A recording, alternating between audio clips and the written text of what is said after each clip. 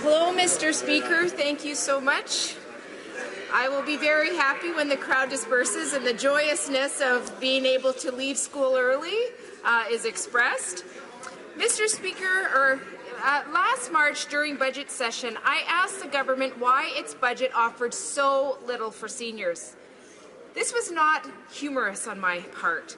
The Canadian Medical Association said that it failed Canadian seniors. CARP said financial security for seniors not on the agenda. The government told seniors to keep waiting for more funding, waiting for more resource, and last week we learned that seniors will now be waiting indefinitely for a plan, indefinitely for a national seniors strategy. Just weeks ago, there was a glimmer of hope. This House passed Motion 106, the motion from the Liberal MP from Nickel Belt. His motion, now studied in HUMA, states in Part C, ask the Standing Committee on Human Resources, Skills and Social Development and the Status of Persons with Disabilities to study and report back to the House on important issues such as increasing income security for vulnerable seniors and ensuring quality of life and equality for all seniors via the development of a national seniors strategy. The Liberals supported this motion. The Liberals celebrated the passing of Motion 106, and this allowed them to look good. But when I asked point blank if the Minister of Families, Children and Social Development would commit to having a national seniors strategy after this study, the Minister was very non-committal. Seniors are looking for answers, Mr. Speaker. HUMA was asked to study this issue, and for what?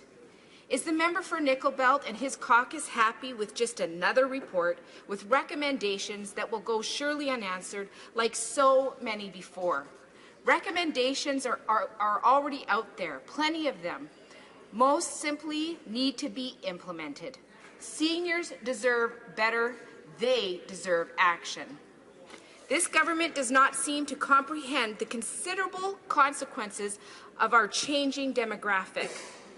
We need to make sure that our institutions and vital public services are strong and ready to meet the challenge of providing necessary services efficiently and effectively for our seniors. All partners need to be working together on this. The federal government, the provincial government, territories, municipalities, care providers, seniors organizations, and most importantly, seniors themselves. No one in this country should have to age in poverty, insecurity, and in isolation. As the number of Canadian seniors increases, we urgently need a plan in place to meet their needs and ensure that everyone can age with dignity. We fully support the Canadian Medical Association in their reasonable demands for a plan. In fact, the NDP has been proudly fighting this fight in this Parliament for years. Over 50,000 Canadians have added their voice to call for a national senior strategy to meet the growing and evolving needs of our aging population.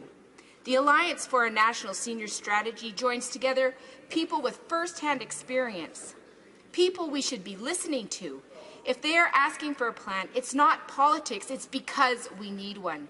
This is very serious. My question to you, and I'll ask again, will this government commit to a national senior strategy, yes or no? If you're non-committal, that means no. If so, did you purposely mislead this House when passing M106? Thank you, Mr. Speaker. The Honourable Parliamentary Secretary to the Minister of Families, Children and Social Development. The answer to whether this government is prepared to step up for seniors in this country and commit to a strategy was evident in the vote that was taken in this House just a few weeks ago. M106 is being studied in committee now, and this government is committed to making sure a national senior strategy comes into existence. But we didn't wait for gestures or symbolic statements or even criticism from parliamentarians who seem more intent on criticizing than producing for seniors based on their voting record. What this government did upon taking office was some significant improvements to the quality of life for seniors right across this country, dealing in particular with vulnerable seniors living in poverty. The first thing we did was we moved towards a guaranteed income supplement increase and targeted in particular for seniors who are single, the majority of whom are women, and we lifted them straight out of poverty with a 10% increase to the GIS. The second thing we did, against all predictions and all expectations, is we negotiated a national framework to improve the Canadian pension plan, not just for now, but for generations to come. And that move is historic and was predicted to fail by all the opposition parties. They told us not even to try, yet we did it. The third thing we did, which I think is just as important, is recognizing that the move by the previous government to change the age of retirement from 65 to 67 with no consultation and no input from Parliament, let alone Canadians and seniors, we reduced that specifically because that particular move put seniors in the most vulnerable category even further into area of precarious income, precarious possibilities to live out the retirement in a positive way with support from the government, support from the country that they helped to build. Those three measures alone would be good enough for most people, but we didn't stop there.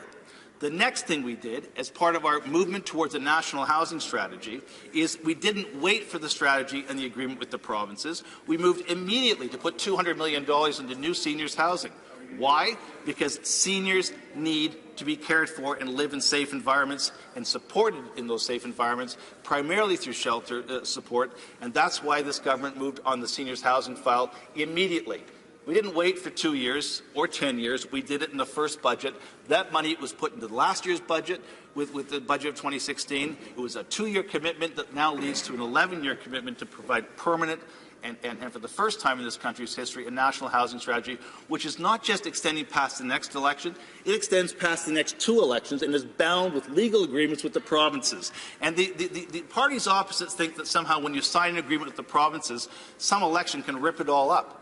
The Martin Health Accord showed you how extraordinarily effective provincial federal agreements are at sustaining core funding, base funding, and new funding for the period of a decade. So the National Housing Strategy will also move towards supporting the seniors in their vulnerable years. We have also, in this year's budget, committed to renewing the operating agreements for public housing. And we know that, in particular in the co-op sector, that many people who started co-ops 10 and 15 and 25 years ago are now seniors. They're on fixed incomes. As their incomes drop, those operating agreements become even more critical in order to support seniors' lives. We also, through the Health Accord, again, a Health Accord opposed by the opposite side, a Health Accord that guarantees funding for palliative care, for home care, have invested real dollars into housing supports and service supports for home care. Additionally, for mental health care, and we know that seniors with the onset of Alzheimer's and dementia are increasingly finding themselves in that situation.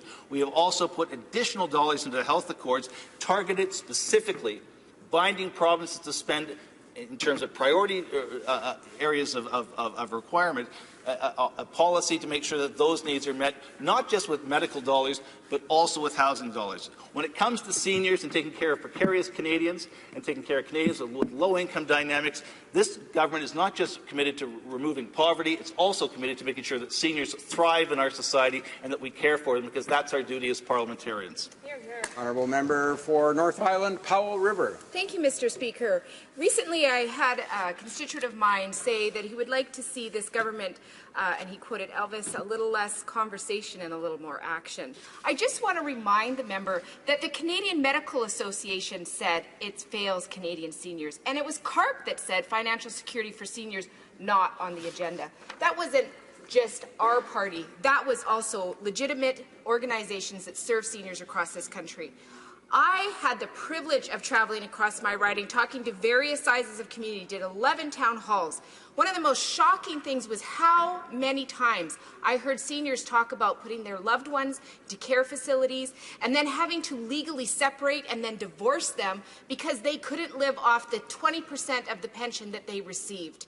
So the reality is we need a national senior strategy. I asked the minister point blank, I'm happy to do this research. I can show you all the research, the Senate report that said we needed a national senior strategy. We need a national senior strategy because there are so many gaps, and only through having a national strategy with all levels working together will we fill in those gaps. So a little less conversation and a little more action for seniors, please. The Honourable Parliamentary Secretary for Families, Children and Social Development. Well, I just spoke for the previous 10 minutes about concrete, real action, real dollars, real investments, real commitment, real progress on the seniors file. The member opposite talks about CARP, but I don't think she's actually read the entire response to the budget that CAR presented. And if you start to read the real response from Wanda Morris, what you'll see is that they were pleased that 5 out of the 7 recommendations they made to the government were acted upon. Not spoken about, acted upon. Real dollars, real delivery, real movement on seniors' issues. The NDP, we'll see if they support the budget or they vote against it. My guess is that when you take real action, the one thing that really bothers the NDP the most in this House is not when you talk about the issues that they think about, it's when you act on them and they fail to get credit because this side of the House is actually delivering real results to seniors. CPP reform, GIS increases, making sure that the age of 65 is the retirement age, seniors housing, real dollars for real houses to house real seniors in real vulnerable situations. We have not only acted, we've delivered, and I'll put my record up against their language any day because we have delivered, they talk.